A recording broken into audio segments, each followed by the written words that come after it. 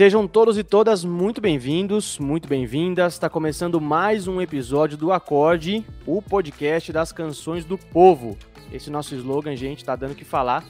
Eu não paro de receber no meu Zap o pessoal me elogiando por causa desse slogan, sério. Tá um babado. Mas enfim, esse é só um conceito para resumir aqui o que vocês já sabem, que aqui a gente trata dos cantores, compositores, movimentos musicais, enfim, tudo que for música para colocar em debate a relação com a política. Aqui, música e política se misturam e muito.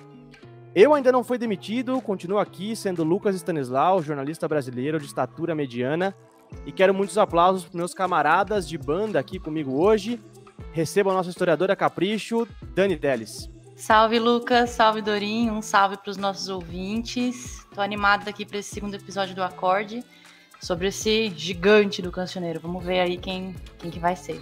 Muito bem, nosso músico e psicólogo, não necessariamente nessa ordem, Lucas Dorim. Salve, Lucas, salve, Dani. Um alô para todos que nos escutam. E é um prazer estar com vocês hoje para falar de um dos gigantes, como a Dani mencionou, da música. No Acorde aqui só tem gigante, gente. A gente vem com tudo, de sola sempre em nível altíssimo, porque no episódio de hoje é para falar grosso, com voz de trovão, com aquele tempero latino-americano, caribenho, porque aqui a gente vai trazer, debater, discutir uma das vozes mais marcantes do nosso continente, um cara completamente engajado na luta social e que segue presente até hoje no imaginário da esquerda da Venezuela, além de ser extremamente estiloso, né, gente? Vamos combinar, aqueles óculos escuros, aquele cabelão sensacional. Para vocês, o que é mais potente nele, a voz ou o estilo? Eu acho que é o conjunto da obra que faz ele ser, assim, um maioral. É aquele estilo camisa de botão jeans, calça jeans e botina do show de Manágua, um dos estilos assim, e corrente no pescoço. Esse incomparável. Uma coisa meio caminhoneiro, taxista, cantor de protesto, né? Aquela coisa maravilhosa. Porque quem canta nesse episódio do Acorde é o Trovão, Ali Primeira. E a gente discute essa figuraça da música venezuelana logo depois dos informes da Rádio Rebelde. É rapidão, a gente já volta.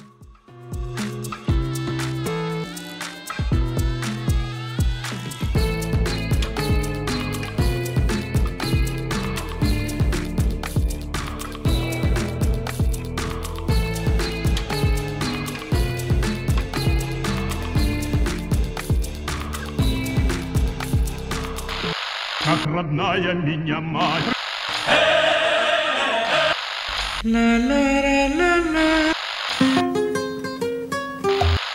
Aquí Radio Rebelde.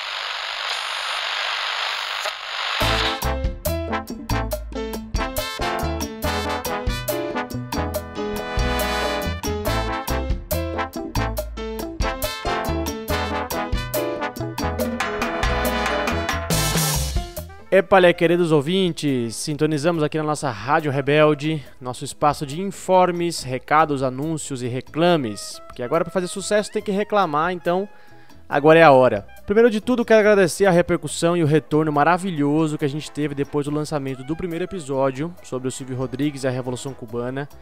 De verdade, galera, muito obrigado pelas mensagens, pelos comentários, pelo engajamento. A gente adorou ver vocês debatendo a obra do Silvio, né, discutindo os pontos que a gente levantou no episódio.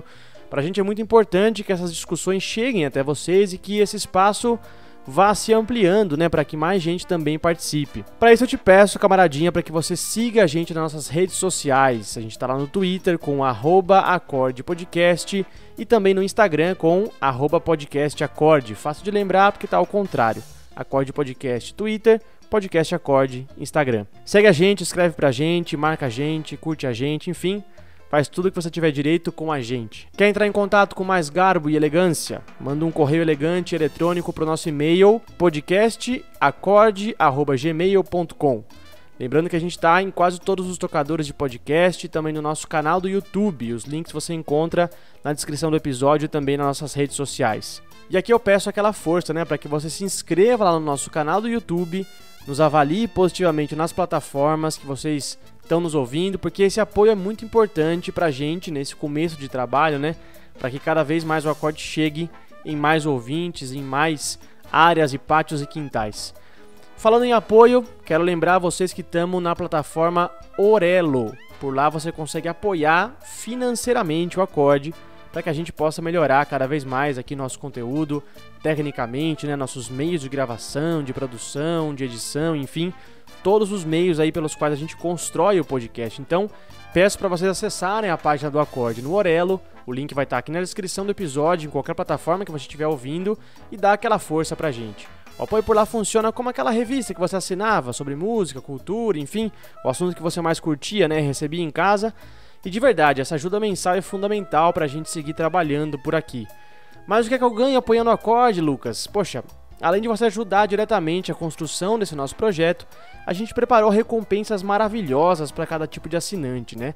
A gente tem agradecimentos especiais, playlists exclusivas com as canções dos artistas que a gente debate aqui nos episódios e uma newsletter de outro planeta totalmente exclusiva, sensacional, que você vai receber semanalmente com conteúdo aí ultimate, definitivo para você se jogar de cabeça e acessar conteúdos maravilhosos sobre o tema da semana. Então, dá uma olhada lá porque as recompensas estão incríveis e tenho certeza que alguma assinatura vai caber no seu bolso e vai ajudar demais a gente por aqui. E você também consegue apoiar o Acorde pelo Pix, podcastacorde@gmail.com. É o nosso e-mail, né? É por aí que você consegue fazer aquela contribuição camarada mais pontual, mas que também vai colocar um tijolinho fundamental aí para a construção desse nosso projeto. Tamo listo? Dale mi pana, chévere. Com essas gírias venezuelanas eu fecho aqui essa Rádio Rebelde pra gente ir logo pro episódio do Ali Primeira que ficou maravilhoso, então bora lá.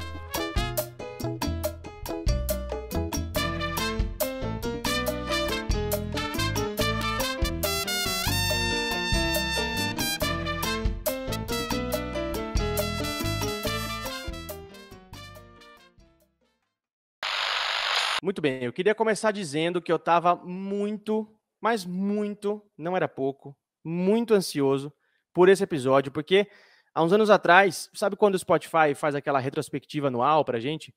O meu artista mais ouvido foi o Ali Primeira por uns 2 anos seguidos, porque eu simplesmente fiquei vidrado na obra dele, foi uma fixação. E não é porque eu sou muito fã só das canções do Ali que eu estava ansioso, negativo. Eu estava ansioso porque hoje a gente vai debater muita história da Venezuela também, que devo confessar, um dos meus assuntos favoritos de toda a vida. Não que eu seja um especialista nem nada, eu só sou um curioso, por isso que a gente tem aqui nossa historiadora, para impedir que eu fale bobagem. Mas me parece, não sei se vocês concordam comigo, a história da Venezuela da segunda metade do século XX, e aí a gente coloca, né, anos 50, 60, 70, 80 e 90, ela não é tão estudada no Brasil, né? Ela tem muitas peculiaridades interessantes, como, por exemplo, o país não passou por ditaduras como a gente passou, né? Como a Argentina, o Chile, o Brasil, o Uruguai, enfim. Eles passaram esses anos em democracia, ainda que não fosse uma democracia mais democrática e saudável do mundo, como a gente vai discutir e ver logo mais.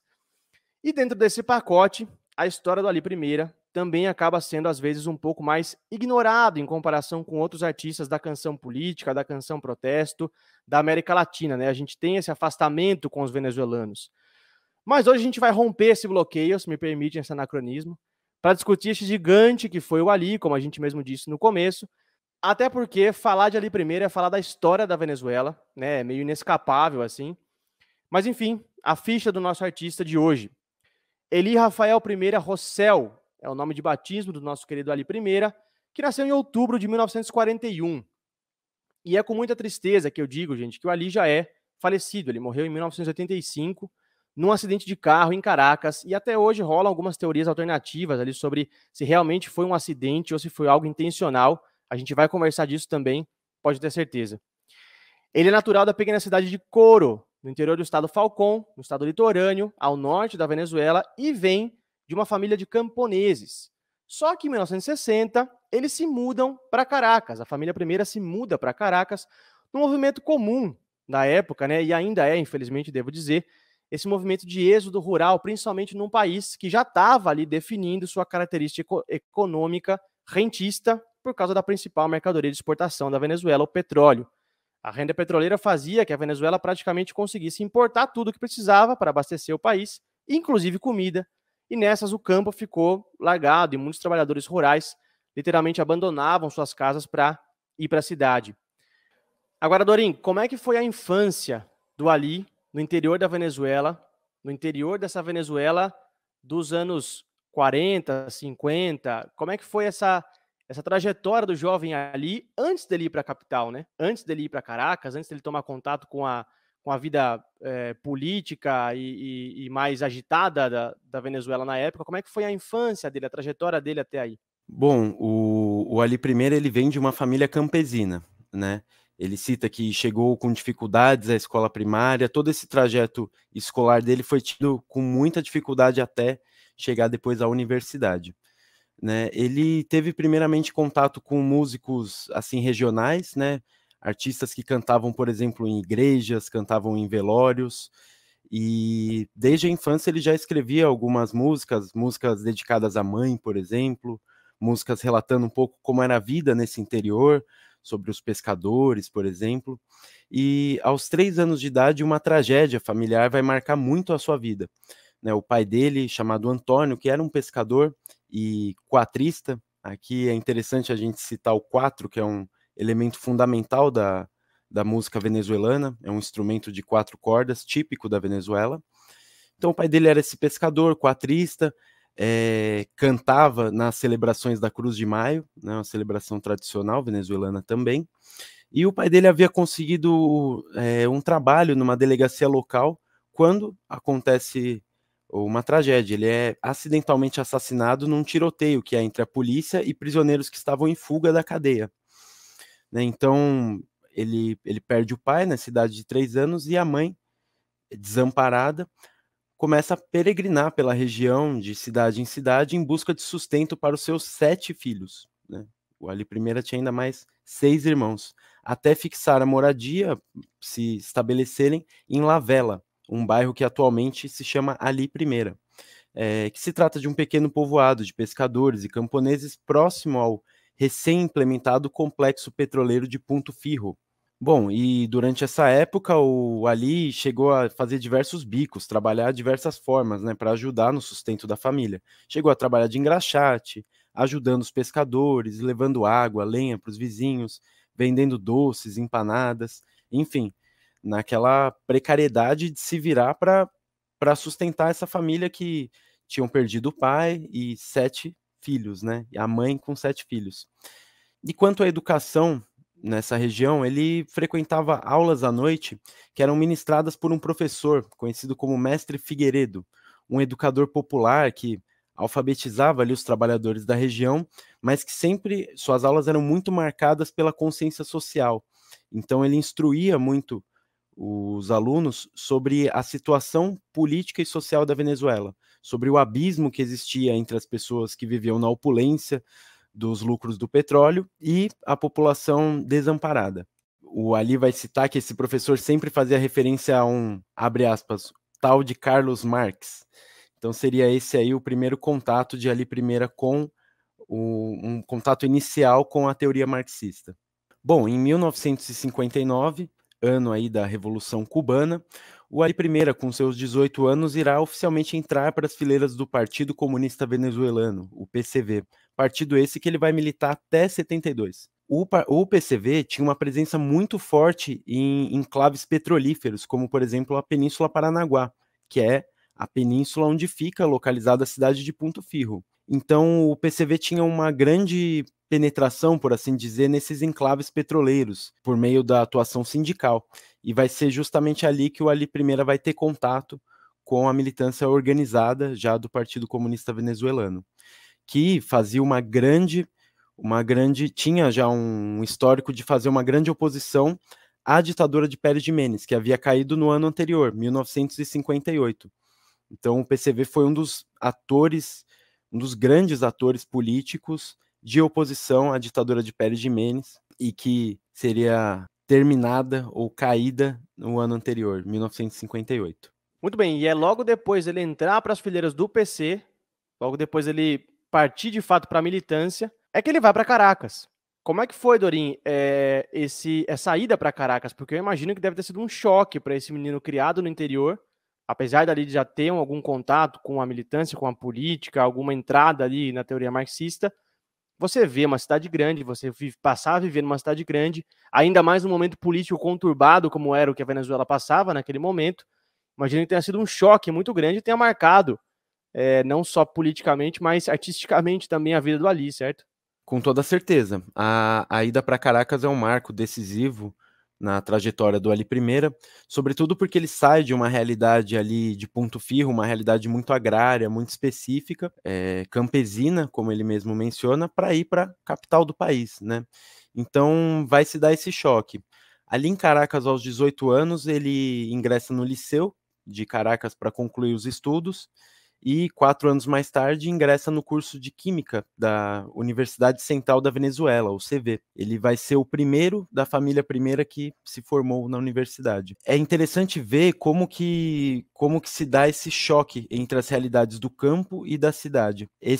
O nível, por exemplo, de repressão e agressão às oposições na capital é muito mais acentuado, pois já em 1965 ele vai ser preso pela primeira vez em um protesto que ele participava em solidariedade ao povo da República Dominicana, diante da agressão que o povo dominicano estava sofrendo a partir da ocupação militar daquele país. Um dos episódios que marca esse choque de realidades de Caracas e a atmosfera política que Caracas vivia durante os anos 60 vai se dar no ano 1967, onde ocorre a invasão do campus da UCV. Os estudantes estavam ali num contexto de protestos pela autonomia, democratização das universidades públicas, e há uma dura repressão da DIGEPOL, que era uma espécie aí de polícia política que existia na Venezuela, que vai fazer a invasão do campus, e nessa ocasião ali acaba sendo preso e torturado junto a outros estudantes. Essa experiência da prisão e da tortura vai ser um fator decisivo na formação da consciência política, de uma maior radicalidade por parte do compromisso social do Ali Primeira. Ele afirma que a partir daquele episódio ele decide de forma definitiva o caminho que ele vai trilhar. E aqui eu acho interessante a gente fazer uma colocação, uma pontuação, uma ressalva para os ouvintes entenderem, né, qual que é esse contexto político, esse ambiente político que a Venezuela vivia, porque se você tiver sagaz e atento aí e ouvindo tudo que a gente está falando, o Dorim mencionou que em 58 há um movimento na Venezuela que derruba uma ditadura militar, onde havia um militar governando na Venezuela, Marco Pérez Jiménez, que governou a Venezuela por 10 anos, ali com mão de ferro, proibindo a oposição, censura à imprensa, enfim. E em 58 há um movimento civil, apoiado por alguns militares democratas, sim, apoiado pelo Partido Comunista, que até então estava na ilegalidade, apoiado o movimento civil para a derrubada da ditadura do Pérez Jiménez. Só que, você pode me perguntar, como é que eles derrubaram uma ditadura e 10 anos depois estava ali primeiro sendo preso, torturado, né, uma polícia política? Justamente, essa democracia que foi criada logo após a derrubada do Pérez Jiménez foi uma democracia, digamos, muito peculiar, certo? Ali, logo em 58, é assinado um documento que vai marcar a história da Venezuela pelos próximos 40 anos, que é o chamado Pacto de Punto Firro, justamente porque foi assinado na cidade que o Ali viveu, ali em Punto Firro, lá no estado Falcón. Era um pacto basicamente de coalizão, de concertação entre os dois principais partidos da época, a Ação Democrática, AD, conhecido pela sigla AD, e o Partido COPEI, o Comitê de Organização Política Eleitoral Independente, um partido ali mais conservador. Os ADECOS, o partido AD, era um partido mais social-democrata, que ainda tinha algumas fileiras de esquerda até dentro do partido, que depois vão se desgarrar e fundar o movimento ao socialismo, até alguns vão para o PCV, mas o COPEI sempre foi um partido mais conservador. Ali, esses dois partidos maiores da época na Venezuela vão formar um pacto de coalizão e vão se apinhar no poder, vão se agarrar no poder para que esse governo de transição formado em 58 e 59 pudesse ter uma sobrevida.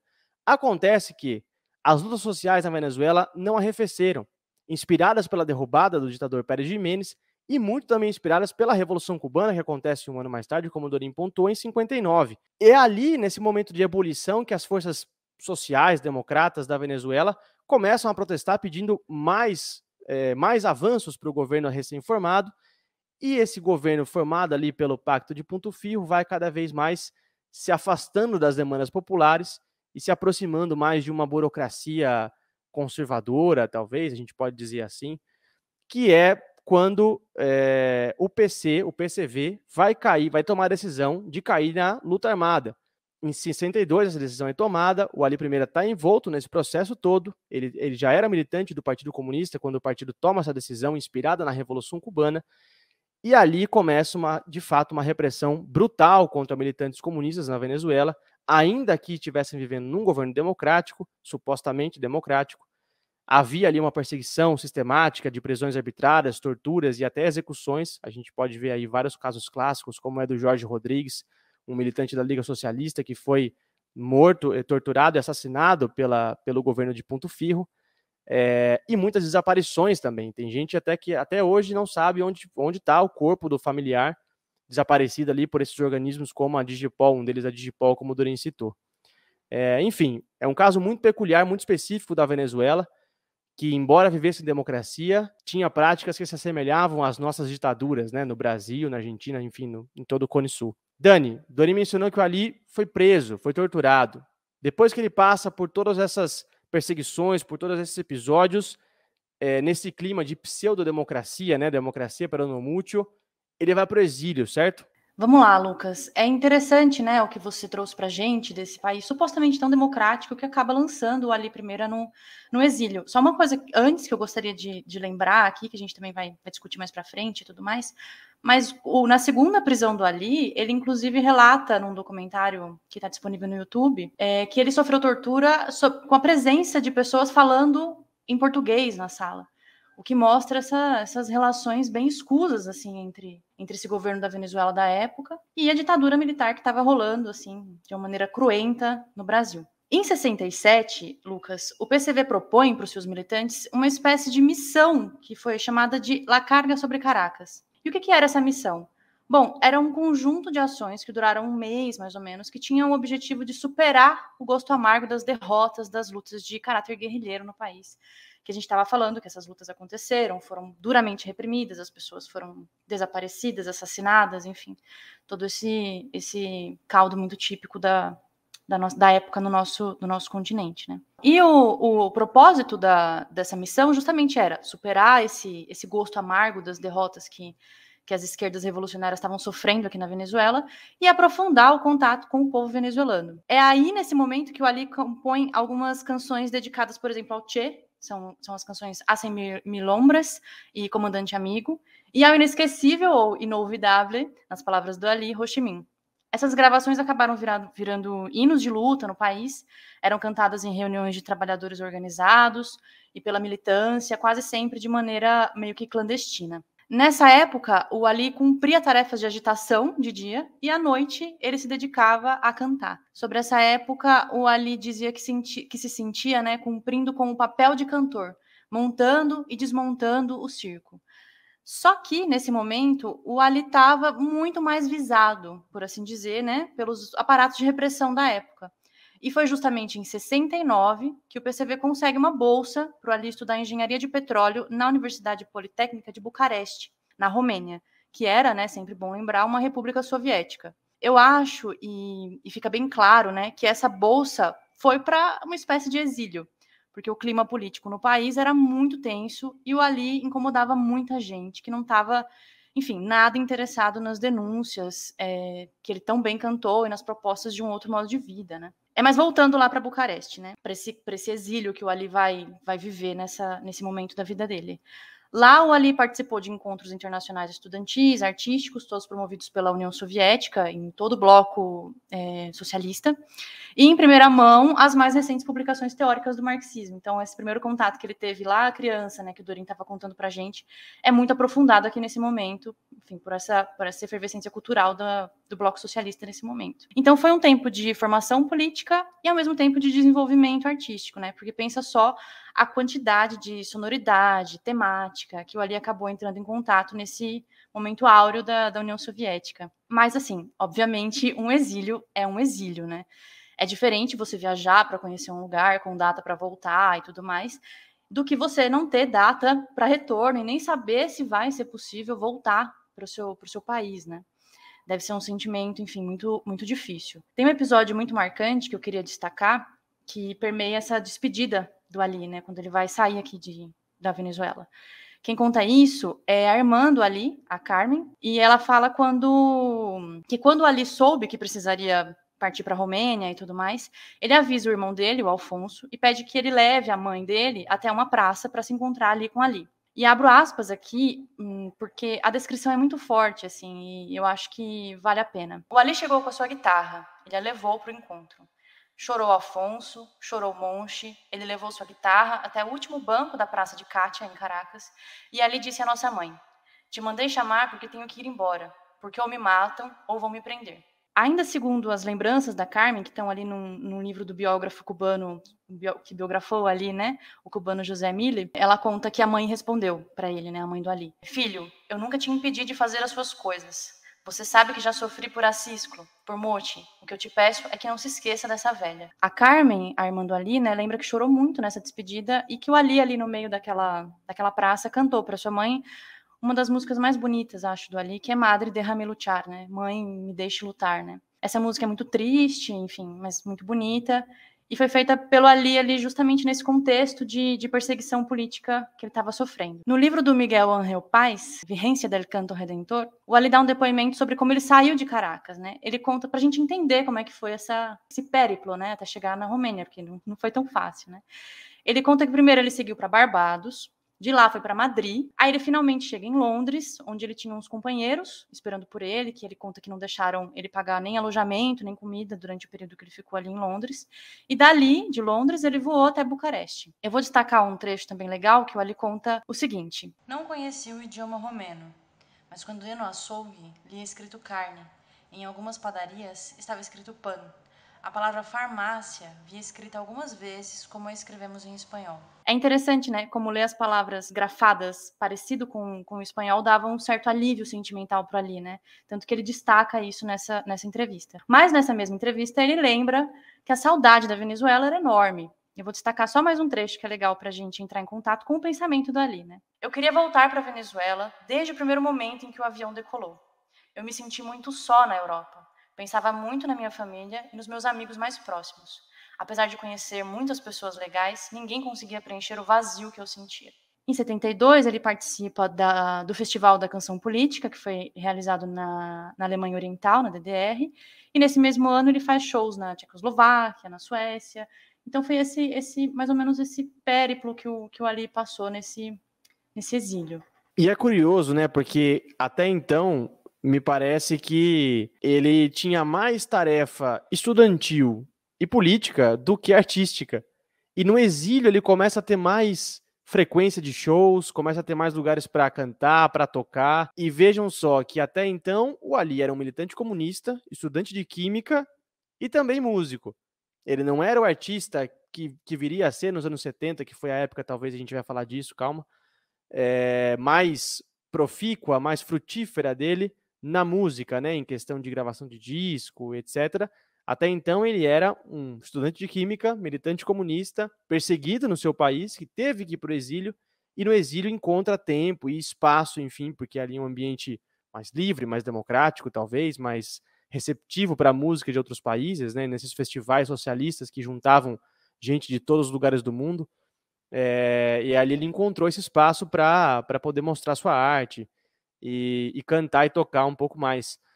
Dani, como é que ele volta para a Venezuela? Porque o Ali, de fato, como eu acabei de adiantar um pouco aqui, ele vem para gravar disco, para fazer sucesso, para cantar, enfim. Como é que ele volta para sua terra? O Ali volta para Caracas em 1974, já casado e com 2 filhas. E na Venezuela ele consegue que o selo Promos produza seus discos Lo Primero de Ali Primera, que curiosamente não é o primeiro, e Adiós em Dolor Maior, e Canción para los Valientes. Quando o Ali volta para a Venezuela, ele já era considerado como um dos principais cantores e compositores populares da América Latina, apesar de ser um pouco embargado assim, por gravadoras, rádio, televisão, a grande imprensa e tudo mais, o que acabava restringindo um pouco o trabalho dele. Mas aí, para driblar essa censura, né, a gente pode falar assim, o Ali acaba tendo a ideia de fundar um selo independente, o Cigarrón, que acabou produzindo artistas como Los Guaraguao, o Grupo Cultural Pro Pátria, Lilia Vera, Glória Martim, Ana Bausa, enfim, entre tantos outros, né? Foi assim que o Ali conseguiu gravar com mais liberdade os seus discos, ainda que isso tenha restringido um pouco as vendas, né, dos discos do Ali, que acabavam sendo feitas em lojas pequenas, feiras, shows, festivais e, claro, como não poderia deixar de ser, em passeatas e atos políticos. O Ali tocava onde o povo estava, né, desde pracinhas, centros comunitários do interior do país, até grandes estádios, nos centros urbanos. E nos dois casos, os shows do Ali sempre acabavam lotando. E ele acabou se tornando, depois de um tempo, um dos cantores mais vendidos do país. Eu acho, Lucas, que o Ali tinha para si, nessa volta para a Venezuela, né, uma missão muito clara, que era mesmo cantar uma América indígena, negra, cantar o sonho da pátria grande, tudo isso com 4, né, que o Dorin chegou a mencionar aqui, que é esse instrumento belíssimo, né? Que ele é feito de 4 cordas de nylon. Ele é um pouco semelhante na sua forma, assim, com um ukulele, mas o som e a técnica para tocar são bem diferentes. Enfim, escutem o Ali que vocês vão entrar em contato com o maravilhoso mundo do 4. Então, Dani, é interessante que você citou do 4, porque o Ali Primeira realmente ele tinha uma espécie de conflito ali na manifestação artística dele, na concepção que ele tinha sobre a música, entre a tradição e a inovação. Então isso sempre esteve presente. Ele era, por exemplo, um pouco relutante em utilizar instrumentos como bateria, baixo elétrico, metais nos álbuns, nas gravações dele. E uma situação engraçada que é relatada é que em uma ocasião, em um estúdio de gravação, ele teria mencionado: ó, esse som tá parecendo Bee Gees, para o pessoal que ali estava, né? Enquanto um dos membros da banda tentava convencer ele a aceitar algumas inovações ali tecnológicas na música dele. Também tentavam muito abrir a cabeça do Ali Primeiro em relação a experimentar com outros estilos, como por exemplo a salsa, que no momento era um sucesso na região do Caribe até Miami, né? Mas era o Ali Primeira compreendia um ritmo como a salsa como uma música de direita. Mas à medida em que Ali foi amadurecendo esse projeto musical e político dele, você percebe contornos assim mais até complexos nas suas músicas. Por exemplo, vão sendo incorporados mais instrumentos, abre-se um campo maior para experimentação, inclusão de instrumentos, inclusive de orquestra, músicas mais orquestradas. Então você percebe que há realmente um amadurecimento, por assim dizer, ou mesmo uma mudança de concepção sobre a forma mesmo da expressão artística, musical do Ali Primeira. E é interessante ver porque o Ali Primeira, ele próprio se considerava um analfabeto musical, né? Ele dizia assim que a letra e a música saem simultaneamente, ou seja, ele compõe cantando já junto, né? Escreve a letra e já cria a música. Ele se dizia analfabeto, pois não sabia ler nem escrever música, partitura, né? Nunca teve a possibilidade de estudar a música propriamente, mas acreditava que essa limitação era em si uma virtude. E dizia que sempre que era necessário uma orquestração mais complexa, ou mesmo sentar para criar-se uma harmonia musical, ele tinha como aliado Ali Agüero, por exemplo. Ali Agüero, que foi um grande expoente ali da Nueva Onda. Agora vocês imaginem só, de Bee Gees para Ali Primeira tem uma escala tonal gigantesca, né, gente? Tem um abismo ali de voz, né? Vocês concordam comigo? Pro Ali Primeira cantar igual os Bee Gees, precisa mexer muita coisa ali, não sei se só na mesa de som resolve. Acho que é caso de nascer outra vez, né? Nada parecido. Outra caixa torácica.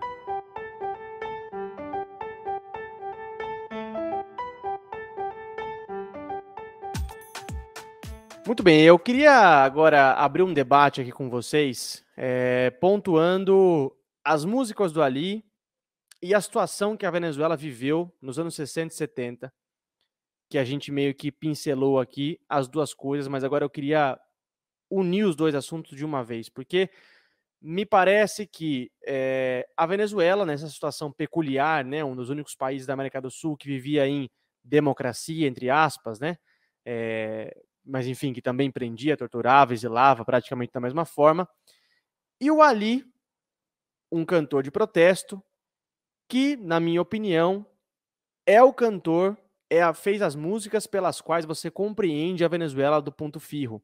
A Venezuela, essa democracia peronomútil, essa democracia puntofirrista, né, como se passou para a história, como se passou esse processo venezuelano. Quero perguntar para vocês, essa situação peculiar política venezuelana foi o que afastou, talvez, a gente de estudar mais a Venezuela, estudar mais essa situação particular que o país vivia, e também de quebra quero ouvir vocês se o Ali de fato é o cantor para se entender ponto firro, para se entender a Venezuela da segunda metade do século XX. Olha, Lucas, o debate é bom, né? A Venezuela não era uma ditadura como as que a gente, infelizmente, viveu no Cone Sul. Mas foi um período de perseguição política, prisões, desaparecimentos, exílios, assassinatos, enfim, teve tudo que uma ditadura costuma ter, né? Mas é muito sintomático e notório o verniz, né, que as classes dominantes conseguiram passar nesse processo aqui na Venezuela, né, como sendo um período democrático. O que, como a gente está dizendo aqui, e não só a gente está dizendo aqui, mas como a gente encontra aí na historiografia sobre a Venezuela, sobre esse período e tudo mais, que é uma grande mentira. Isso aqui não foi uma democracia, por assim dizer, coroada, né? Eu queria trazer aqui um fato que eu acho muito relevante para discutir isso, que é o fato de que a única comissão, na verdade, que teve aqui na Venezuela foi no Caracazo, que é um outro processo que eu acho que a gente vai acabar falando um pouco mais para frente, só em 2013. Então, esse período sequer passou por um escrutínio da sociedade, né? Um escrutínio da memória. Então, isso é muito sintomático. E se sobre o Ali cantou melhoras de como era viver nesse período na Venezuela durante o Pacto de Ponto Firro, acho que sim, o Ali era muito perspicaz, assim, em perceber a realidade, em denunciar, em propor mudanças e propor outros arranjos de futuro. Então, acho que sim, acho que eu tô com você, assim, acho que o Ali, como o Silvio, né, encarna super o espírito do tempo, né? A música Techo de Cartón, por exemplo, é uma música que vai denunciar justamente a pobreza, assim, brutal que a maior parte da população da Venezuela nesse período estava vivendo, né? Então, não concordo, e um dos pontos principais na crítica que era feita a essa alternância de poder entre os partidos da ordem, né? Os partidos burgueses que se alternavam ali no poder, mas que na verdade nada mais eram que representantes ali da oligarquia ligada à renda do petróleo, né? Então, a tarefa de militantes do Partido Comunista era muitas das vezes apontar essa incongruência, né, entre o discurso que era vendido oficialmente pelos diversos setores do governo, que apontavam, né, não, ditadura era o Pérez Jiménez, nós derrubamos a ditadura, o que temos é uma pujante democracia, mesmo que extremamente fiel ali aos interesses dos Estados Unidos e das grandes empresas, né? Então, acho interessante analisar a produção política e artística do Ali Primeira nesse sentido de denúncia, ou seja, denunciar essa grande mentira que era a democracia puntofirrista. Então, uma música como, por exemplo, a Dani citou, Techos de Cartón, né, que vai denunciar ali a situação precária em que milhares e milhares de pessoas viviam na Venezuela, né, em casas extremamente precárias, casas feitas de papelão, como ele vai dizer, né? E ele vai comparar dizendo que o cachorro do explorador vive melhor do que uma criança. Então, eu acho que tem muito esse caráter de denúncia dessa mentira e denúncia dessa hipocrisia, desse verdadeiro acordo nacional que foi estabelecido do alto, né, a partir das oligarquias, e maquiado ali de forma a parecer um processo de alternância de poder, onde na verdade nada mudava, né? Alternavam-se os presidentes e a estrutura mesmo opressiva, econômica, não mudava. E para vocês verem um exemplo, né, de como esse governo que surge depois da derrubada do Pérez Jiménez, de fato abraçou ali esse fisiologismo conservador, né? O primeiro país que o Fidel Castro, depois de líder da Revolução Cubana, já empossado, já no poder, o primeiro país que ele visita depois da vitória da Revolução é a Venezuela. Enfim, por uma importância, primeiro, estratégica, porque é uma extremamente importante fonte energética, porque a gente sabe que a Venezuela é riquíssima em petróleo, e segundo, porque o Fidel via ali, naquele movimento civil democrático que havia tomado conta do país, uma possibilidade de se ter um aliado, além de energético comercial, político. Mas o presidente da época, venezuelano, Rómulo Betancourt, logo em seguida recebe o presidente americano Kennedy, e aí a gente sabe o resto da história, né? Os adecos e os copeianos, de fato, abriram as reservas petroleiras para as empresas transnacionais, principalmente para as empresas norte-americanas. Eu, inclusive, estava conversando esses tempos com um colega meu venezuelano, e o avô dele era militante comunista, e depois de velho, ele contando para o neto, eu errei em apoiar a derrubada do Pérez Jiménez, porque por mais que o Pérez Jiménez fosse um ditador militar que perseguisse a oposição, ele era um nacionalista. Ele tinha uma lei de petróleo ainda meio protecionista contra as empresas yankees. Enfim, obviamente, ninguém aqui vai defender o Pérez Jiménez, tá, gente? Mas é só para colocar em perspectiva que uma coisa e outra, democracia, ditadura, militar, civil, nem sempre significa o interesse das classes populares por si, né? São conceitos muito maleáveis. O Pérez Jiménez é uma figura bastante controversa, né? Porque no período da ditadura dele, diversas obras assim de infraestrutura que estão aí até hoje funcionando na Venezuela foram construídas, né? Foi um período de grande desenvolvimento da indústria. Então, eu vejo ele fazendo assim uma comparação forçada, mas ele é tão controverso quanto uma figura como Getúlio Vargas, por exemplo, no Brasil, né?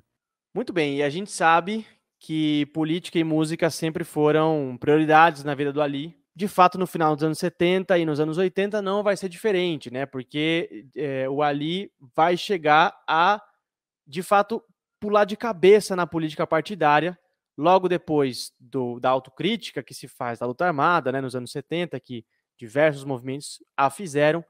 O Ali vai se posicionar numa, digamos, frente ampla, Dani. Como é que você explica esse rolo que o Ali se meteu aí, nesse momento histórico, ali no final dos anos 70, né? Ele, de fato, montou uma frente ampla na Venezuela? Como é que foi esse movimento? Frente ampla e conturbação política parecem andar um pouco juntos na história. Mas vamos lá.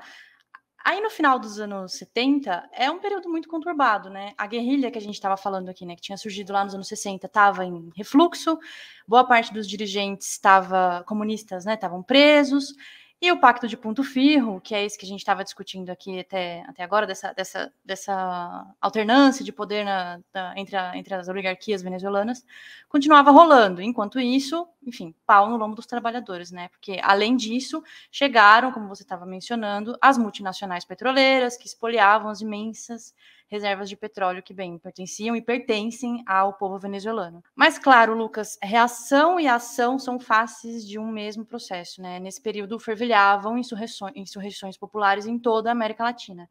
E a conjuntura mostrava que sim, era possível derrubar o capitalismo. E aí, como, né? Em 78, o Ali acaba rompendo com o MAS, o Movimento ao Socialismo, e se declara independente. Eu queria trazer para o nosso papo o conteúdo de uma carta aberta que o Ali publicou no jornal El Nacional em 12 de novembro de 78. Dirigida, abro aspas, ao povo, às organizações de esquerda, a personalidades progressistas, democráticas e revolucionárias. Olha o aceno aí para um campo muito maior do que só o campo revolucionário, armado, né? O intuito do Ali, abro aspas aqui, era conseguir unificar permanentemente e revolucionariamente todas as forças empenhadas na mudança da sociedade. E terminava essa carta afirmando que a unidade, né, era tarefa de todos. A grande questão, Lucas, para essa fragmentada esquerda venezuelana e talvez a esquerda toda latino-americana, era como organizar as forças e direcionar elas para a ação revolucionária. Pois é, esse não parece ter sido só um problema da esquerda venezuelana, né? A gente observa um movimento conjunto das esquerdas latino-americanas, como você mesmo disse. Claro, não coordenado entre elas, mas todas elas passavam ali no mesmo período histórico, ou nas próximas décadas até, por uma espécie de rearranjo, né? A gente vê as greves no ABC e a fundação do PT no Brasil, na Argentina ali a morte do Perón e o golpe mexeram muito com o peronismo, com a ala mais radical do peronismo, com os montoneiros que estavam já na luta armada.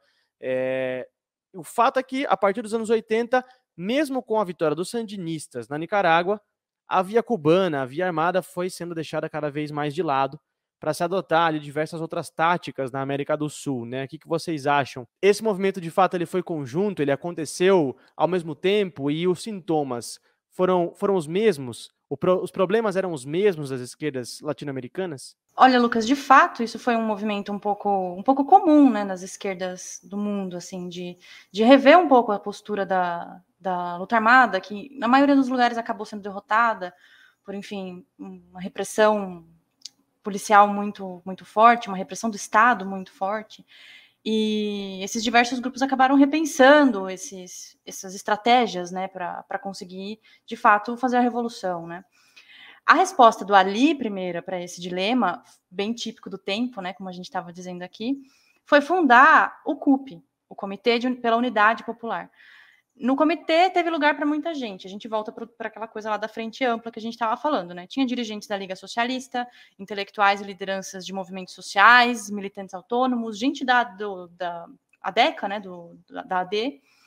E o objetivo era justamente superar a dicotomia entre participação eleitoral e luta armada, e organizar uma plataforma política mais plural e aberta aos descontentamentos de vários setores políticos, e aí inclusive dos setores mais à direita, e ter um contato muito mais direto com o povo, né? O famoso ombro a ombro com proletários, camponeses, isso através de iniciativas culturais, comunicação popular, enfim, uma outra estratégia nesse momento, né?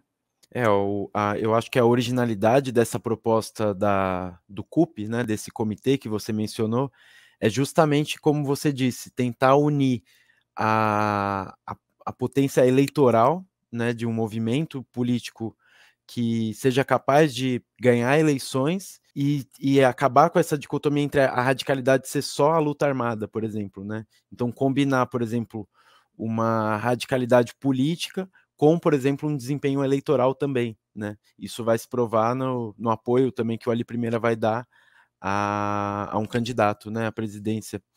Então, eu acho que vem muito nessa esteira que vocês mencionaram, desse refluxo das esquerdas, em que se buscava uma alternativa que muitos vão chamar revisionista até, né, mas uma alternativa que fugisse um pouco do modelo dos PCs, né, que existiam pelo mundo, dos partidos comunistas. Então buscavam sair da burocratização dos comitês centrais, mas que também tentavam combinar isso com a potência eleitoral, ou seja, ser capaz de criar movimentos que ganhem eleições. Então, nessa dialética entre tentando juntar essas categorias que pareciam ser, como que a gente pode dizer? Antagônicas, né? Perfeito, pareciam ser categorias antagônicas, ou seja, para ganhar eleições tem que perder no discurso. E para ter um discurso radical e necessário, não é possível ganhar eleições, só pela via insurrecional. Então, eu vejo o CUP inserido muito nesse movimento mesmo, de tentar encontrar alguma estratégia de organização popular que seja capaz de realmente superar essa contradição aparente, né, entre vencer eleições e a insurreição como única saída. Exato, Dorin, eu tô total de acordo, assim. Foi uma espécie, assim, vamos dizer assim, de uma frente ampla anti-imperialista, né? E foi justamente nesse contexto que ele apoia a candidatura do José Vicente Rangel, né? É legal, eu queria destacar para a gente aqui que ele deu uma entrevista para o Ramon Rivas Sáenz, no Diário de los Andes. Ele publicou uma entrevista, né, que a chamada era a seguinte: "Agora no canto para a esquerda", agora não canto para a esquerda. Muito chamativo o título, né, mas o que o Ali estava tentando dizer ali, nessa entrevista, quando ele estava sendo questionado sobre justamente a composição do CUP, que tinha gente da Liga Socialista, da AD, como eu estava dizendo, enfim, pessoas de diversos partidos. E aí, sobre justamente ele apoiar o Rangel, ele responde o seguinte: a revolução se faz com todos, não só com a esquerda. Polêmico, né? Mas eu acho que é um pouco do que eu ali estava pensando nesse momento, assim, um pouco também fruto desse tempo, né? Vale lembrar aqui que o Rangel não ganhou essa eleição, né? Mesmo contando com o apoio do Ali Primeira, que era, enfim, hiper popular nessa época entre as pessoas aqui na Venezuela. Ainda é, né? Mas, enfim, nessa época era bastante. E só depois o Rangel acaba virando vice do Hugo Chávez, entre 2002 e 2007. E só mais uma curiosidade, assim, a título só de curiosidade mesmo, o Maduro, o atual presidente aqui da Venezuela, chegou a fazer segurança do Rangel em uma das campanhas presidenciais que ele concorreu. Enfim, acho que a gente pode falar assim, que as tarefas do CUP eram bem complicadas nesse momento, né? Principalmente por conta da desorganização da esquerda venezuelana depois de muito tempo de repressão, prisão, assassinato, enfim, tudo mais. Mas eles tiveram algumas vitórias importantes, acho, né? Como, por exemplo, a liberdade para os presos políticos, após uma, enfim, intensa campanha, a construção de casas culturais em bairros periféricos de povoados do interior, a arrecadação de fundos em solidariedade a famílias que eram afetadas por tragédias naturais. Eles barraram alguns megaprojetos extrativistas que acabariam devastando o meio ambiente, e eles realizaram muitos encontros nacionais, enfim, foi uma estratégia ali que eles conseguiram nesse tempo conturbado para se organizar politicamente e propor, enfim, alterações aí para a Venezuela. Só quero lembrar aqui, fazendo referência a algumas canções do Ali, ele tem ele tem muitas canções sobre unidade, né? É um tema muito recorrente no Cancioneiro do Ali. E eu queria destacar só uma aqui, que é uma brilhante, que é a Dispersos, né? Acho que está justamente no Lo Primeiro da Ali Primeira, que diz ali, né? Por que a gente não se une se já se uniram o fuzil e o evangelho pelas mãos de Camilo, lembrando do grande guerrilheiro Camilo Torres, né? Então, se a Bíblia e o fuzil já se uniram, por que a gente aqui na Venezuela não consegue se unir? E isso ele está gravando ali no começo dos anos 70, né? Então, essa ideia de unidade sempre esteve presente no Cancioneiro do Ali, né? Se a gente tem um inimigo comum, a gente precisa de unidade para derrotar.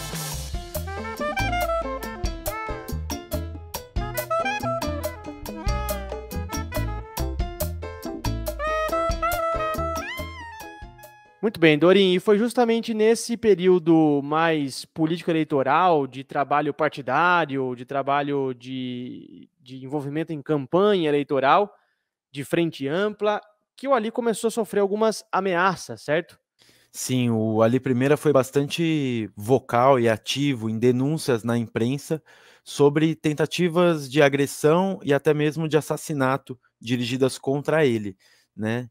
Em 1982, um jornalista chamado Luiz Cipriano Rodrigues repercutiu uma denúncia que o Ali Primeira havia feito sobre uma agressão que ele tinha sido vítima em 15 de abril, enquanto se deslocava até um outro local, até Acarigua.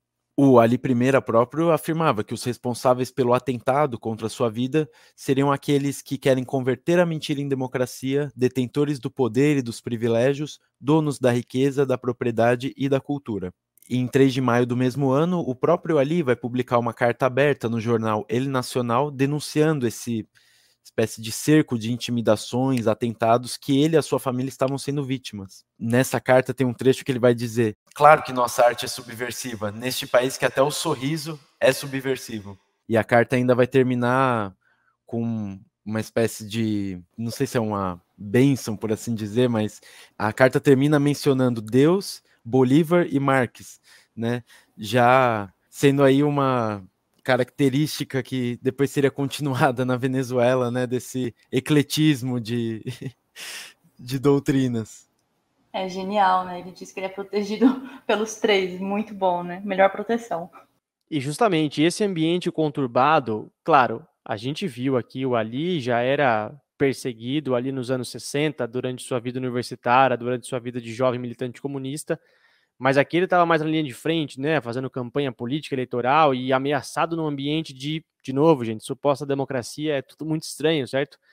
E esse ambiente que vai anteceder justamente sua morte, né, Dorinha? O acidente de carro que tragicamente o mata ali em 85, né? Nesse ambiente que ocorre esse acidente, certo? Sim, justamente.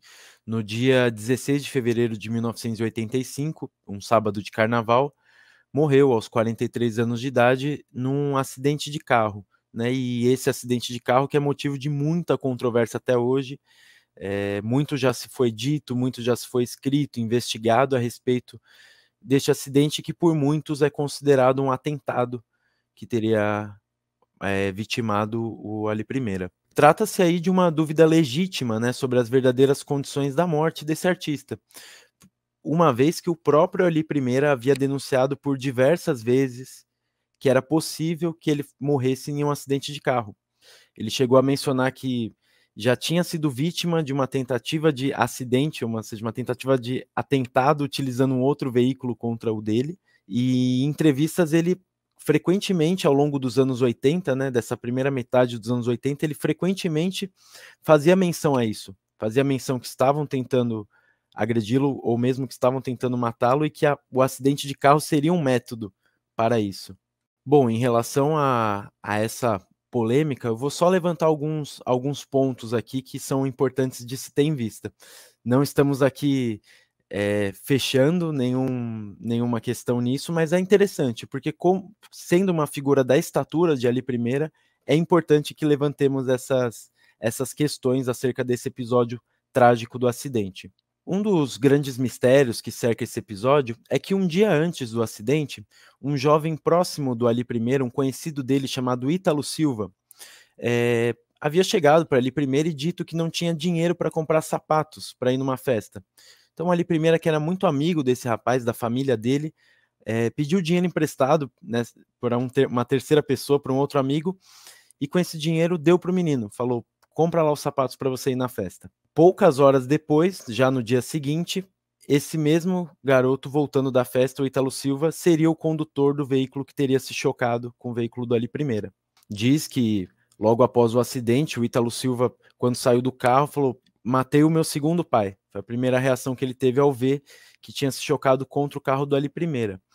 Agora, mesmo a questão de quem estava conduzindo esse carro que se chocou contra o do Ali I não é um ponto pacífico, pois há fontes que registram que havia um segundo passageiro no carro conduzido pelo Ítalo Silva, enquanto outras fontes afirmam que não era nem mesmo o Ítalo Silva que estava conduzindo o veículo. Então, há versões relativas a isso, como, por exemplo, quem era o proprietário desse veículo. Há quem diga que o proprietário do veículo que se chocou contra o do Ali I era de um funcionário do governo, e que inclusive que era um adeco da Ação Democrática. Há também polêmica sobre uma autópsia que nunca foi entregue à família do Ali I, eles só tiveram acesso a essa autópsia em segunda mão, né? Há controvérsia a respeito do próprio Ítalo Silva, esse rapaz que era tão próximo do Ali I e que logo após o acidente sumiu. Não deu entrevista, se distanciou da família do Ali I e nunca mais tiveram contato com ele. Há também outros pontos, como por exemplo o fato de que uma pessoa que esteve na cena do acidente pegou uma corrente que estava no pescoço do Ali I e depois deu para a viúva do Ali I, mostrando que qualquer um poderia ter tido acesso à cena, né? Ela não foi devidamente isolada. Há relato até de bombeiros que chegaram à cena e dizem ter conversado com o Ali I, que ele estava vivo, quando as fontes oficiais dizem que ele morreu no momento do acidente. Enfim, é uma profusão de versões sobre essa história. É uma história muito misteriosa e quanto mais a gente lê sobre isso, mais dúvidas se levantam, a gente questiona a veracidade dessas fontes, mas é isso, a gente não tem nem certeza de quem estava conduzindo o veículo que se chocou contra a Ali I, para a gente ter ideia aí do tamanho do mistério que cerca essa morte.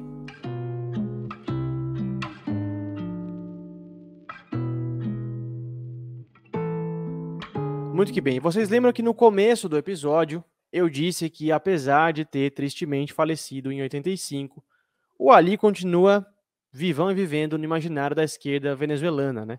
Isso porque nos anos 80 e 90 na Venezuela, rapaziada, vocês não têm ideia do que foi a candela, o incêndio que se armou nesse país. Teve revolta popular, rebelião militar, impeachment de presidente. Foi final do século XX para a Venezuela, não foi bolinho, não foi tédio. E no meio desse caldo todo, o Ali foi e ainda é relembrado sempre que se precisou protestar, reivindicar, exigir, cobrar. Como eu acredito que ele teria gostado que suas canções fossem utilizadas e relembradas, enfim. Mas, Dani, queria falar contigo. Comecemos do começo dessa confusão que eu acabei de adiantar aqui. Dia 27 de fevereiro de 1989. Parecia que ia ser um dia qualquer em Caracas, só que um aumento nas passagens de ônibus foi o estopim para uma das maiores revoltas populares, se não a maior, que a Venezuela teve e acabou servindo ali como um acelerador, né, para um processo de transformações políticas profundas que mudariam, e eu digo sem medo de errar, para sempre a história do país. Conta pra gente como começou esse rolo todo, como começou essa confusão. Pois é, Lucas, a gente está falando aqui do Caracaço, né? O Ali foi uma espécie de trilha sonora do Caracaço, que foi uma explosão social assim de enormes proporções, que rolou em fevereiro de 89, como você estava dizendo para a gente, em repúdio justamente ao pacote de medidas econômicas de caráter neoliberal, assim, ultra neoliberal, imposto pelo governo do Carlos Andrés Pérez. O Caracaço foi o sintoma do esgotamento justamente do Pacto de Ponto Firro, né? Um sintoma de que esse sistema estava podre, em vias de ser esgotado, de ser destruído.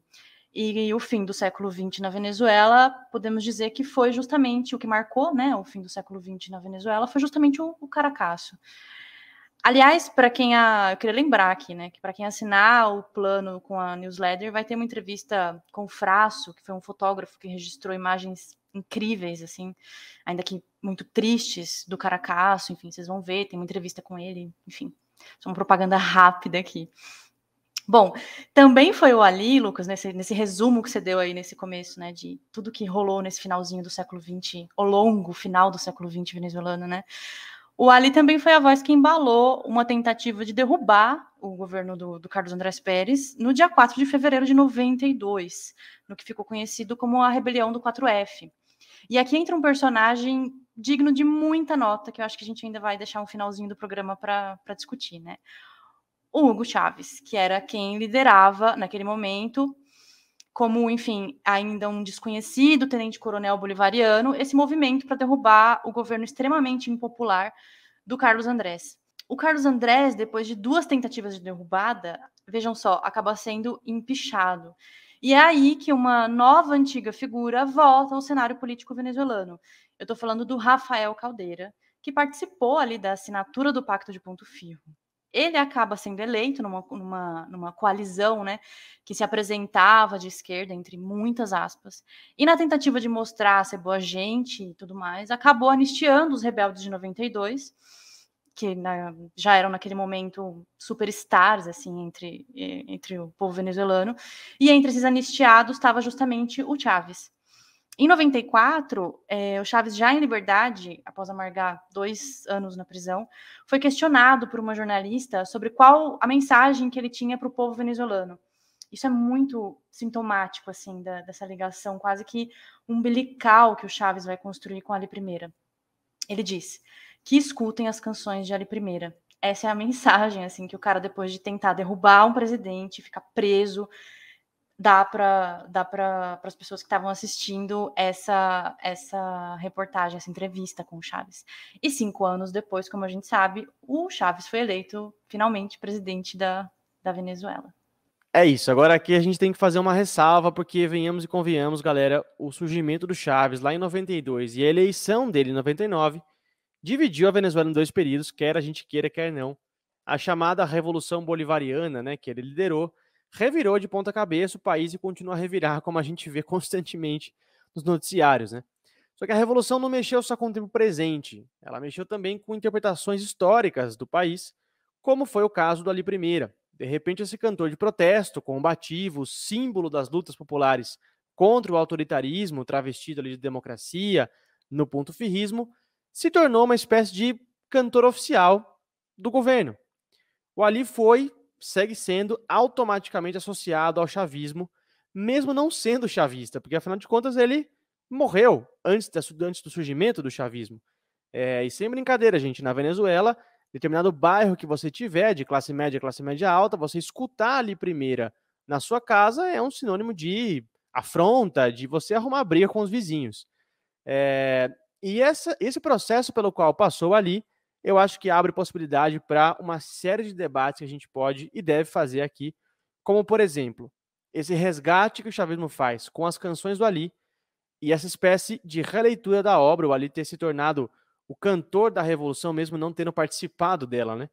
Quanto disso vocês acham que é retórica do governo, nos casos do governo do Chávez e do atual presidente, né, do Maduro, e o quanto vocês acham que tem de movimento natural, ou seja, que seria esperado que um cantor do porte do Ali, com o histórico do Ali, tendo encarado as injustiças de um regime superado hoje, se tornaria o símbolo de um movimento de esquerda, de força, de massa, que é o chavismo. Então, a pergunta para vocês é essa: o quanto tem aí de retórica, de utilização por parte de um governo e o quanto tem de movimento natural, porque afinal de contas seria esperado que o Ali fosse sempre associado e ainda seja associado às lutas de esquerda, às lutas populares na Venezuela, né?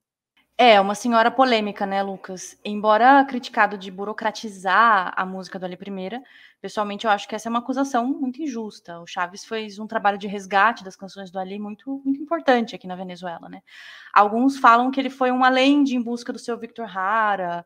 Enfim, eu não sei, acho que é um pouco descabido, assim, essa acusação, levando em conta que o Chaves reconheceu o legado do Ali como patrimônio nacional da Venezuela em 2005, acabou sendo, assim, um dos ideólogos, né? O Ali Primeiro acabou virando, mesmo sem estar fazendo parte desse processo, um dos ideólogos da Revolução Bolivariana. Tem um discurso do Chaves no YouTube, que, enfim, super legal, que ele fala que nunca chegou a conhecer pessoalmente o Ali Primeira, mas que os militares bolivarianos foram profundamente impactados pela música dele. Eles ouviam o Ali Primeira. Então, o Ali Primeira acabou embalando assim, essas tentativas de derrubar o Carlos Andrés, a do 4F. Então, ele acabou sendo parte, né, influenciando a luta dos militares bolivarianos, né? Vira e mexe é legal também que o Chaves cantava no meio dos discursos dele alguns versos do Ali, se arriscando ali. Mas, assim, tem uma coisa interessante, antes da gente ouvir o Dorim, que lá em 94 ainda, antes do Chaves ser presidente, para não falarem assim, o cara virou presidente, botou o Ali Primeiro, assim, de escudo para falar, olha só. 94, o Chaves escreveu no livro de visitas da casa que o Ali Primeiro tinha nascido lá em Ponto Firro, algo que eu acho que dá muitas mostras da sinceridade dessa vinculação do Chaves com o Ali Primeiro. Vou abrir aspas. Ali, seu canto sempre foi uma arma para a luta. Seu exemplo e seu violão ficaram gravados em nossas bandeiras. Parece até, assim, uma espécie de promessa, né, que o Chaves fez, e quando ele de fato tem ferramentas, né, para fazer isso acontecer, ele de fato grava o Ali Primeira na história da Venezuela de uma maneira indelével, assim. E assim, isso continua. Só para finalizar meu raciocínio, juro que é a última coisa que eu vou falar sobre isso, que é um assunto muito legal, mas quando o Chaves morre, em 2013, o Maduro, num discurso muito emocionado, ele evoca uma música do Ali Primeira, que acabou sendo um pouco um hino desse momento da morte do Chaves, né? Que caiu como uma luva para aquela situação, né? Que é a música Los que mueren por la vida, que ele diz, né? Traduzindo. Os que morrem pela vida não podem ser chamados de mortos, e a partir desse momento é proibido chorá-los. Eu tinha separado para a gente falar uma matéria da Silvia Colombo sobre o Ali Primeira e o chavismo, mas sei lá, chama-se Cantor de Protesto dos anos 70, vira hit bolivariano. Foi na Folha, então quem quiser procurar. Mas, Dorim, o que você acha? Eu acho interessante trazer só um elemento dessa matéria que você mencionou da Silvia Colombo, para a gente fazer uma espécie de debate a partir do argumento que é trazido na matéria. Né? Essa matéria da Silvia Colombo foi escrita em 2007, na qual ela traz para os leitores da Folha de São Paulo como que Hugo Chávez estaria se utilizando de um cantor dos anos 70 da Venezuela, né, o Ali Primeira, como uma ferramenta aí de mobilização popular, com vinhetas na televisão, músicas utilizadas quase como jingles, e ela entrevista uma historiadora, né, uma Tânia Garcia, historiadora da Unesp de Franca, que é uma pesquisadora aí sobre a canção popular na América Latina. Essa historiadora é da opinião de que a figura de Ali Primeira estaria sendo recuperada, né, pela propaganda chavista, como ela vai chamar, e estaria absolutamente deslocada do tempo. Então, um dos principais argumentos que são trazidos nesse texto é de que as canções do Ali Primeira seriam uma coisa anacrônica, como se o chavismo estivesse vivendo de um passado. Então, acho interessante trazer esse elemento da crítica para a gente, a partir disso, né, pensar cada um por si próprio, né? Eu já sou da opinião de que Ali Primeira, a obra de Ali Primeira é um patrimônio do povo venezuelano, patrimônio cultural venezuelano. É normal que em torno de figuras históricas e de produções, ainda mais como uma produção cultural, sejam alvo de disputa. E é uma disputa que você pode bancá-la ou negá-la, mas ela nunca vai deixar de existir. Então, quando Chaves, por uma verdadeira, uma motivação muito verdadeira do Chaves, né, de identificação com as propostas da proposta política de Ali Primeira, se utiliza disso, nada mais do que ele está fazendo é trazer para o campo e se inserindo na tradição de Ali Primeira. Então o Chávez se colocando como herdeiro de uma tradição de uma esquerda venezuelana, que vamos dizer também, Ali Primeira não é monopólio de nenhum partido político da Venezuela, mesmo porque Ali Primeira foi do PCV, Ali Primeira foi do MAS, Ali Primeira depois montou a CUP. Então tem também um percurso, né, um percurso aí de um acúmulo, como o Lucas trouxe. E o Chávez, ele vai se inserir nesse acúmulo. Inclusive o Chávez mesmo, por muitas vezes dizia a alguns interlocutores, eu não sou uma pessoa que veio e mudou todas as regras do jogo, eu sou o resultado de um processo histórico. Isso era muito claro para o Chávez. Inclusive eu ouvi isso numa entrevista recente do Vijay Prashad, né, que o Chávez, ele dizia, não, eu sou um reflexo da história do povo venezuelano. Ele tentava quebrar um pouco esse altar de figura notável, ou de que pessoas especiais fazem a história. Um movimento político como fruto de um movimento popular, né? E pessoas que se inserem na história, mas pelas condições que a história oferece, né?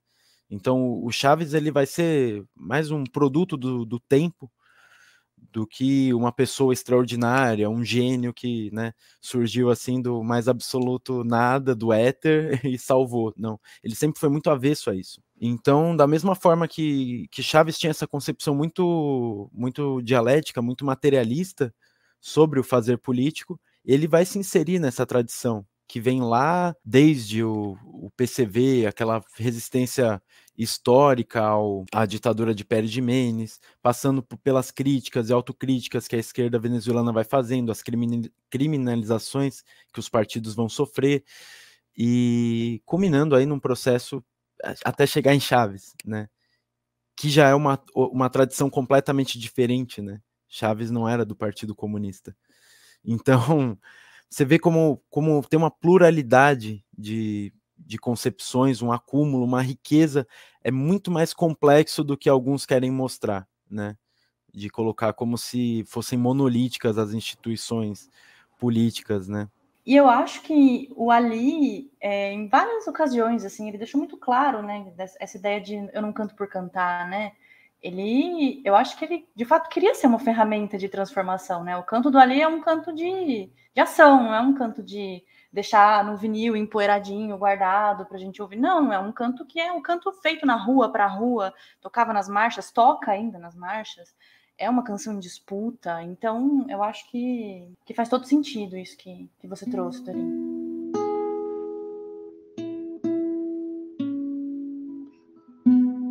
Muito bem, estamos chegando ao final de mais um episódio do Acorde. Eu quero só fazer uma piada aqui. Se você chegou até aqui nesse episódio e percebeu que eu ou a Dani estamos dizendo porque aqui na Venezuela, aqui na Venezuela, aqui na Venezuela, não é porque a gente tá maluco não, tá, gente? Aqui a gente de fato tá vivendo em Caracas, então desculpa a gente só para não dar um bug aí no GPS de vocês e pensar que a gente tá louco e tá com o GPS, com a bússola desequilibrada. Não, é que a gente de fato mora em Caracas, na Venezuela, então por isso que às vezes escapou aí algumas vezes. Quero dizer também que estou muito feliz de ter gravado esse episódio, gente, de verdade.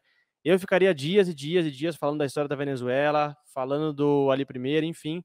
Desliga meu microfone aqui, por favor, que senão eu fico mais umas horas aqui.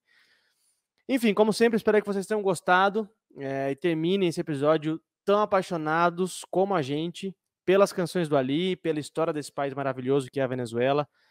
Mas calma que ainda não acabou. Antes tem brincadeira, jogos saudáveis, educativos. É a hora do nosso fim do mundo. Esse nosso quadro é que você sabe, a regra é simples. O mundo vai acabar. Você tem que salvar uma canção, apenas uma, do Ali Primeira, em 2 cenários. Uma você salva porque você pessoalmente quer salvar, porque ela é importante para você, porque você quer curtir o apocalipse ali ouvindo ela. É a última canção que você vai ouvir antes do fim do mundo. E a outra você salva para a humanidade, como importância histórica, para colocar ali no nosso bunker, para que as futuras gerações pós-apocalípticas escutem. Eu, Dani Dorim, vamos escolher uma canção para salvar pessoalmente, e o nosso desafio aqui vai ser chegar a um acordo sobre qual canção deve ser salva para a humanidade, certo? Então vamos lá. A música que eu salvaria da forma mais egoísta, apenas para mim, para eu sentar no topo de um desfiladeiro, olhando para um horizonte completamente desolado, onde não há nada além de um deserto infértil e nuvens negras se aproximando com uma tempestade radioativa, seria particularmente Inolvidable Ho Chi Minh. Mas eu explico. Essa foi a primeira música que eu conheci do Ali Primeira por indicação do Lucas e da Dani, né? E então tem esse carinho especial meu também. É uma música sobre o inesquecível tio Ho Chi Minh, né? Que tem um dos melhores começos de música do mundo, que é Tenia la figura pequena e la barbita blanca. E eu adoro essa música. Então foi o meu primeiro contato. Depois, é claro, eu fui conhecer melhor Ali Primeira e entender. Eu achei aquilo estranho. O Lucas falou: você já ouviu um venezuelano cantando sobre Ho Chi Minh? Eu falei: que diabos é isso? Você não vai acreditar.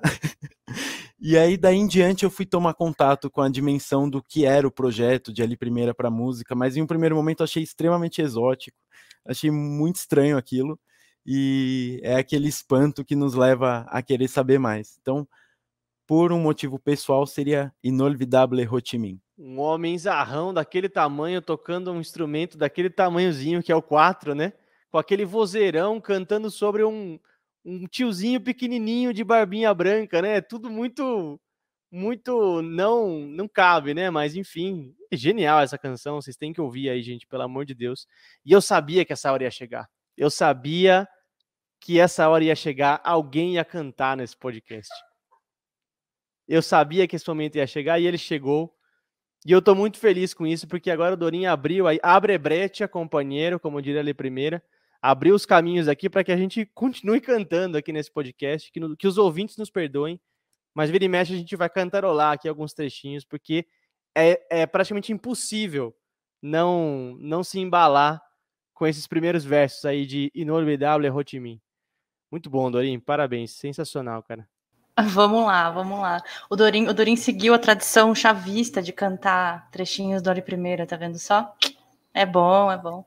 E a tradição de cantar mal também, é uma grande tradição chavista. Faltou só uma criança no meu colo aqui para cantar junto comigo. Exatamente. Dando biscoito na sua boca, assim, pois é. Exatamente. Quem não entendeu a referência, pesquise. Chaves Sim. cantando Ali Primeira no YouTube. É muito bom. Eu vou salvar uma música que eu, particularmente, acho que condensa bem o que o Ali pensava e o que ele queria com a sua canção, e é uma música que eu adoro, assim, minha verve anti-imperialista, assim, grita essa música, é muito boa. O Ali tem músicas muito, muito tristes, sobretudo as de denúncia, até José Carton, como a gente estava falando aqui, que é linda, mas eu acho que a mensagem do Ali era uma mensagem de luta altiva, sabe? De uma luta que a gente podia dançar, que a gente podia brincar.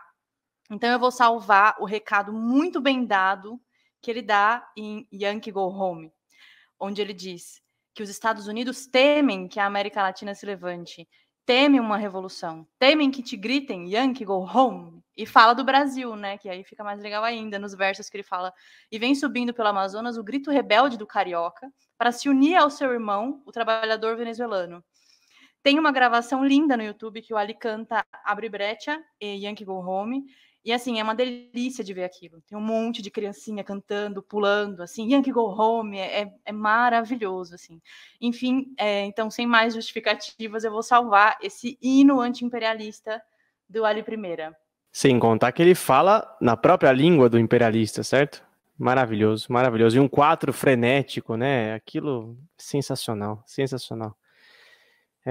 Muito bem, gente. Agora a minha canção, certo? Minha canção de gosto e regalo da vida. Eu vou salvar essa obra que é quase uma ópera 4, digamos assim, quase uma obra teatral, uma coisa maravilhosa, que é Canción Bolivariana.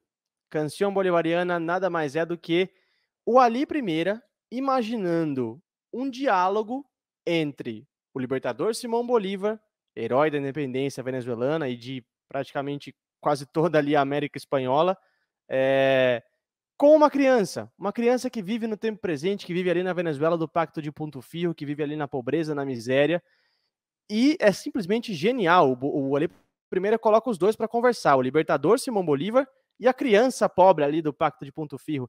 E aí eu posso destacar vários trechos, vários pedaços, mas enfim, quero destacar um que, e de fato é um diálogo, né? Tem ali uma criança conversando com o libertador, e em certo momento a criança vira pro Bolívar e diz: porque hoje, meu libertador, as pessoas estão ficando sem Bolívar, e a moeda da Venezuela se chama Bolívar, tá, gente?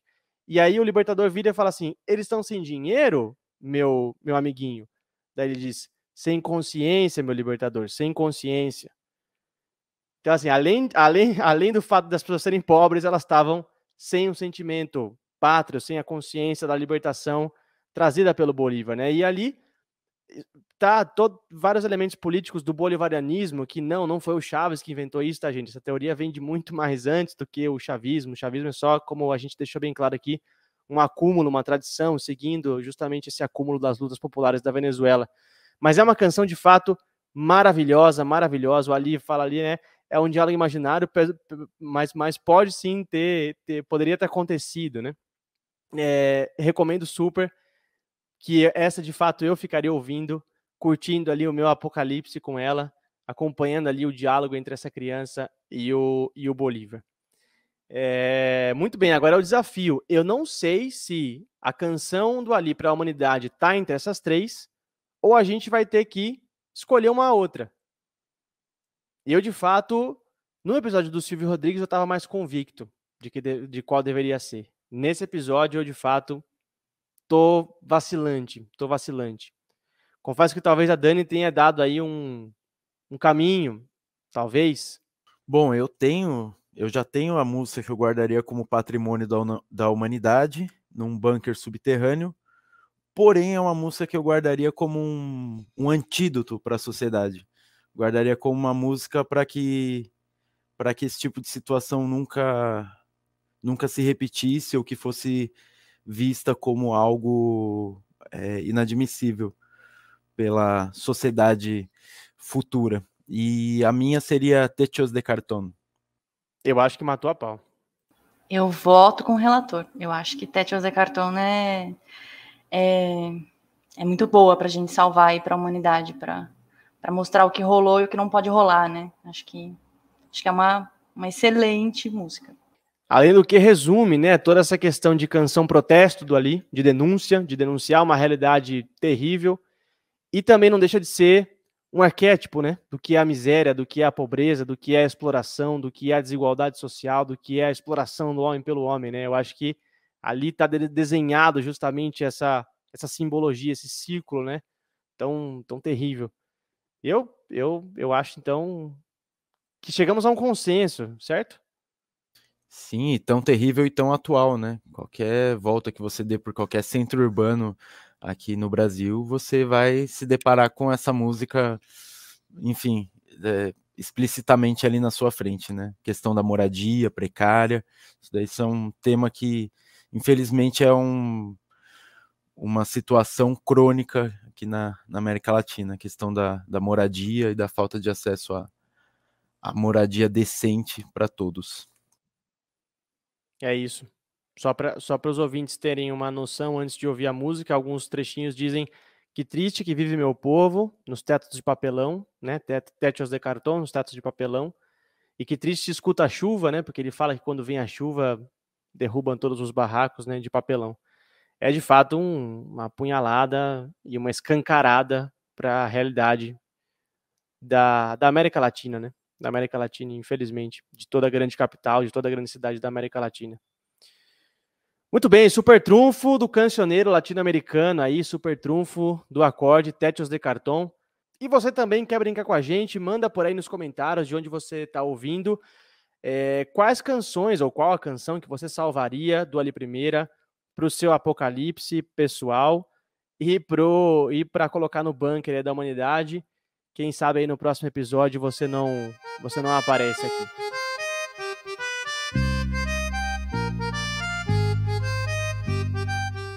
É isso? Fechamos? Muito bem, mais um episódio concluído aqui. Missão dada, tarefa cumprida. Quero agradecer muito a nossa historiadora Dani Teles. Muitíssimo obrigado, Lucas Dorim, nosso músico e psicólogo de todas as horas. E quero agradecer vocês que acompanharam mais esse episódio do Acorde, o podcast das canções do povo, porque você sabe, né? É por aqui que você vai ouvir os debates necessários e indispensáveis sobre as canções, cantores, movimentos musicais que cantaram as lutas populares, as resistências, enfim. Fica ligado no Acorde, porque semana que vem tem mais um episódio. Um grande abraço a todos e tchau.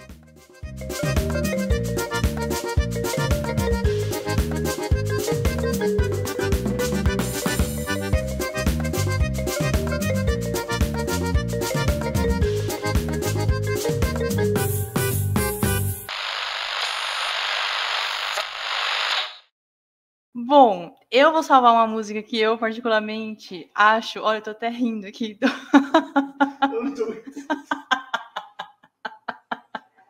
Ai, dá uma pegadinha, pô.